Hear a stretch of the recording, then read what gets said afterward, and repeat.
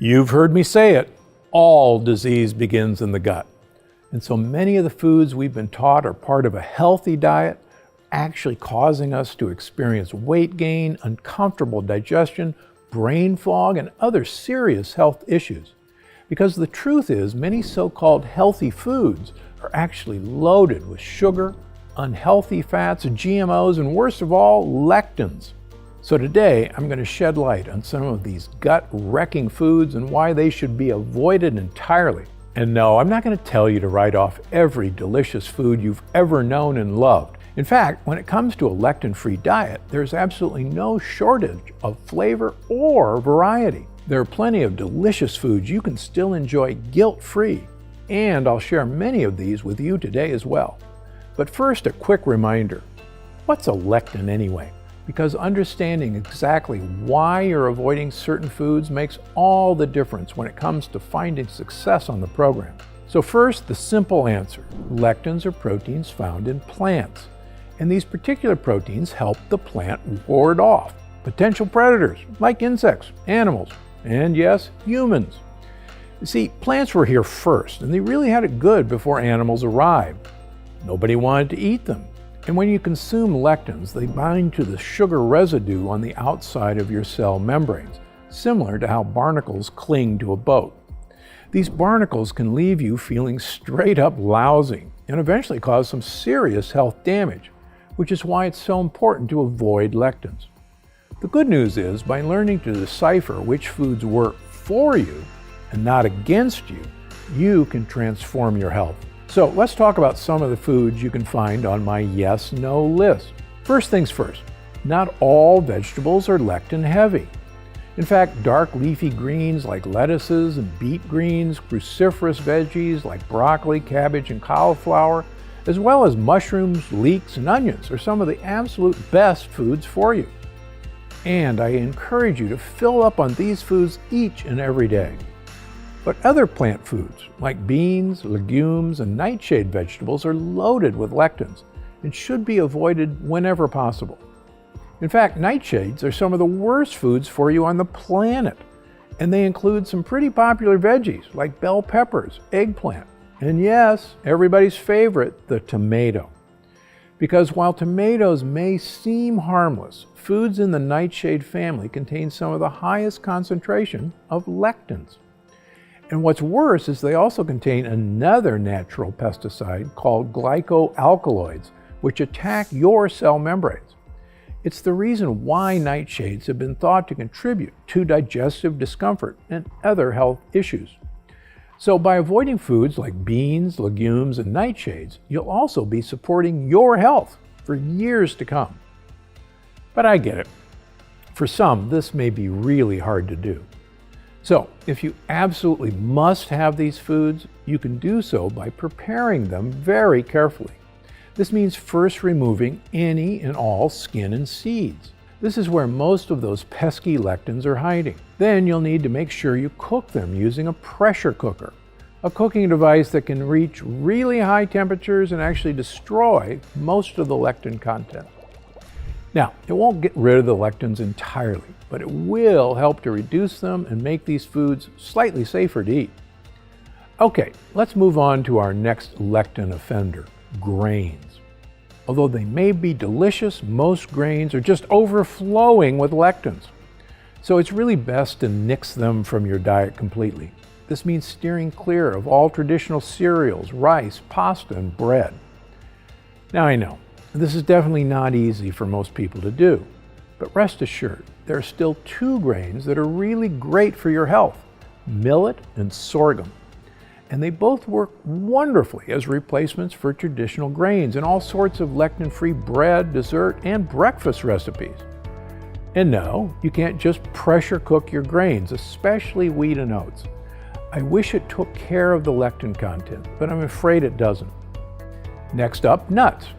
Now, here's the deal with nuts. Not all nuts are created equal. In fact, some nuts aren't nuts at all. Some nuts, like cashews, are actually seeds, and they're full of lectins. And peanuts are really legumes, so you've got to stay far away.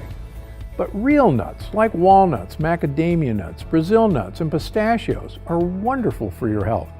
They're packed with healthy fats and beneficial fiber and can be a great source of protein.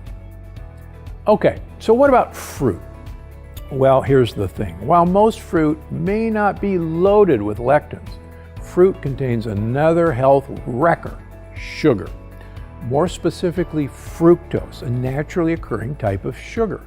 But whether it's fructose, glucose, or sucrose, sugar is sugar, plain and simple. And it's a huge contributing factor to why obesity is such a prevalent issue in this country. Because fruit was never meant to be consumed year-round. Back in the day, sweet flavors were only around during summer and fall. And ripe fruit tells the body to store fat for the winter. But now, due to modern agriculture and food storage advancement, you can get fresh fruit whenever you want it, regardless of the actual season. It's like we're living in an endless summer. Fruit, sweet treats, and sugar is available around the clock.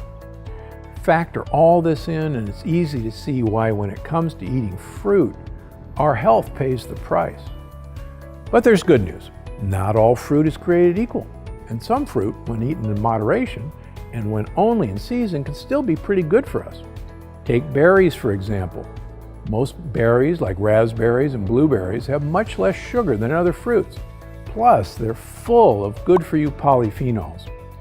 Green banana is also an excellent choice, as it has very little sugar and tons of gut-healthy resistant starches.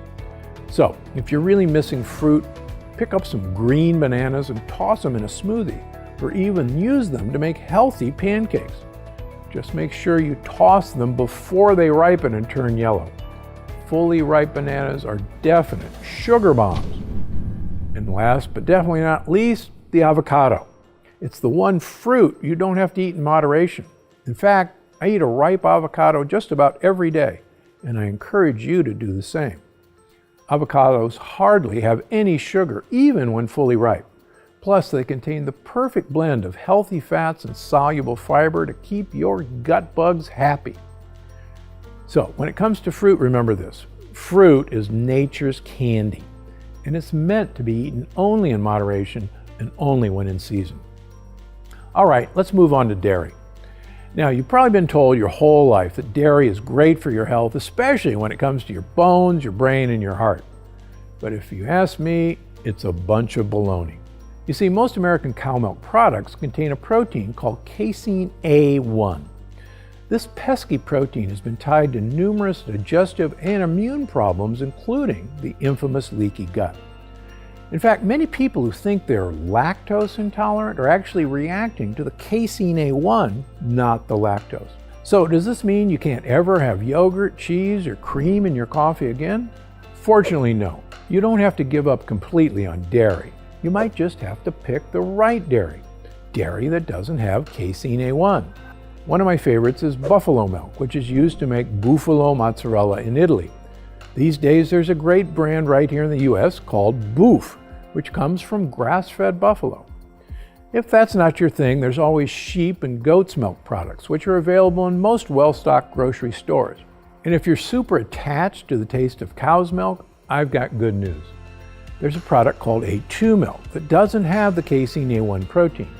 It's closer to the cow's milk in Southern Europe, or the milk that our ancestors drank. And if you want to avoid animal products entirely, coconut milk is your best option. You can easily find coconut milk, yogurt, and even ice cream in stores today. Okay, so what about meat? Well, it turns out we really are what we eat. And the animals we eat, we are what they eat too. So when we consume animal products, the nutrients in the plants the animal ate pass into our bodies and become assimilated into our cells as well. The issue is, today almost all farm-raised animals are fed mostly grains, corn, and soybeans. That's right, lectins. On top of that, there's tons of research out there showing that high animal protein diets are actually linked to weight gain and shorter lifespans. So the fact of the matter is, your ideal diet should be mostly plant-based, but you can enjoy animal protein in small amounts as long as you choose the right kind. This means knowing how to decipher food labels and choosing lectin-free meats. But they don't make it easy. There are tons of misleading labels used to sell meat products. You know, terms like free range, 100% natural, and farm fresh. But really, all of those animals, even the ones labeled as organic or so-called grass-fed or free range, still contain troublesome lectins because they too are fed soy and corn. So here's what you need to know. Choose only products with labels that read pasture-raised and 100% grass-fed and finished. When buying poultry products, pasture-raised works great. But if we're in the market for other kinds of meat like beef, we need to make sure the product has both labels. And remember, even then, meat should only be consumed in moderation. So make sure you don't consume more than 4 ounces in a given day. Instead, try to rely mostly on greens and lectin-free veggies. And for a full list of all my yes and no foods, click the link down in the description. You'll find it nearly impossible to go astray from such a diverse selection of delicious foods. Plus, once you've kicked all the lectins out of your life, you'll likely never look back.